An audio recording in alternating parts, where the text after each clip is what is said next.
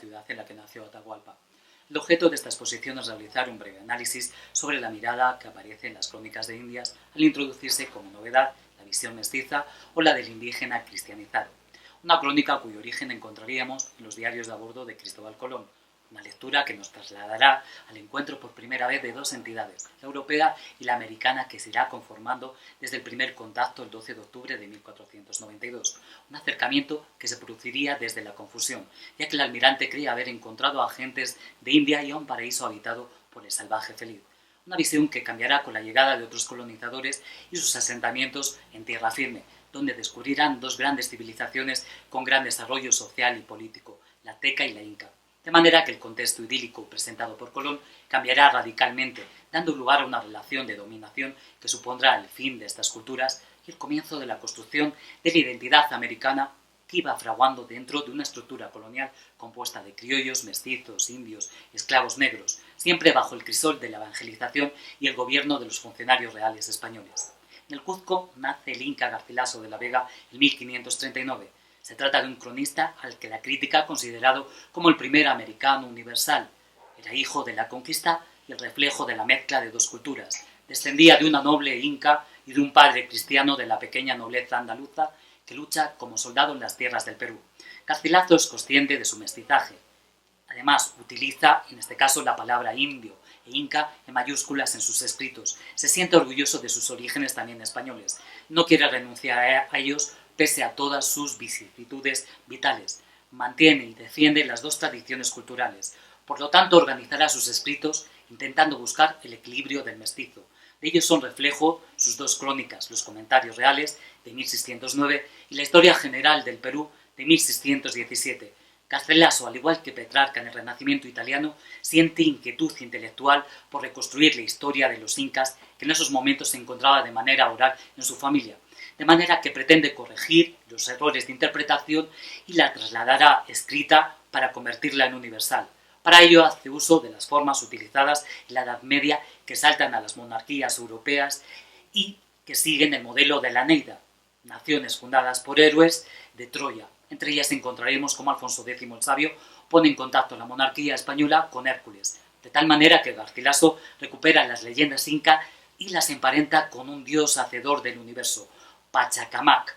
Por encima del sol, del dios sol, está Pachacamac, de forma que dentro de esta idea está implícita también la cosmovisión agustiniana de la historia, en la que fundamenta la caída del Imperio Romano cuando éste cumple sus objetivos de unir al mundo para que Cristo naciera y la Iglesia tuviese unos dominios universales en los que expandirse, de manera que Garcilaso convierte a los incas en los portadores de la civilización, que trasladarán al resto de las naciones del territorio peruano que son consideradas como salvajes, unas civilizaciones que en esos momentos desconocía Garcilaso de la Vega que existían tan desarrolladas como la Chimú o la Mochica. De manera que también los incas enseñan a esta población la adoración a un único dios. Este imperio caerá, por desgracia, por el pecado de soberbia del emperador Huayna Cápac, que se cree igual que el sol, de tal manera que la naturaleza le responde en forma de rayo y es considerado como una desgracia. Algo va a suceder. De tal manera que al morir va a dejar el imperio dividido entre sus dos hijos, el quiteño Atahualpa y Huáscar el cuzqueño. Daría paso a una guerra civil y esta guerra civil terminaría con la llegada de los españoles, que fueron considerados por Garcilaso como los hijos del sol, unos incas también. De tal manera que si analizamos cómo está escrita la historia de Garcilaso, nos daremos cuenta que está contada a la manera europea, de manera lineal, pero existe un trasfondo en el que podemos concebir la concepción cíclica del tiempo andino, es decir, un ciclo da paso a otro ciclo a través del Pachacutic, que en quechua esta palabra significa Pacha, orden, que va a convertirse en un cataclismo para dar paso a un desorden cósmico y nuevamente regresar a un orden, el Kuti. Una visión contrapuesta a la de Garcilaso será la que utilice el indio Poma Dayala, también un noble indio, quien, contrario a los incas, establece que la civilización proviene de los Wari-Waricocha y acusa a los incas de idólatras. Para ello, usa las protestas dentro de sus escritos, unos escritos que también emparentan en línea con los europeos, pero que están dibujados, y esos dibujos se deben a una tradición precolombina y también a la usada por los sacerdotes dentro de la colonización.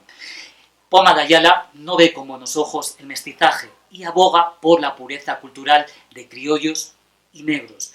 Él ensalza a los indígenas, acusa a los funcionarios coloniales de corruptos y en su primera nueva crónica Y el buen gobierno va a representar un mundo caótico y violento, solicitando a Felipe III volver al sistema ancestral anterior a la llegada de los españoles, siempre con él como segunda persona del reino, todo bajo la teología del cristianismo, de manera que también espera un Pachacutic, una vuelta al pasado como edad de oro.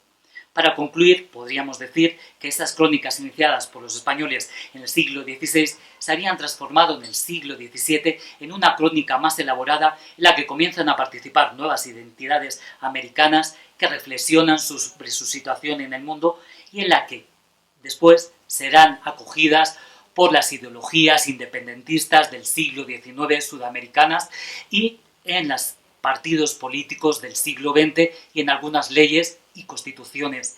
Ejemplo de ello las encontramos en Ecuador y en su constitución del 2008. Con esto pongo fin a mi intervención. Moltes gràcies per la seva atenció. Muchas gracias por su atención.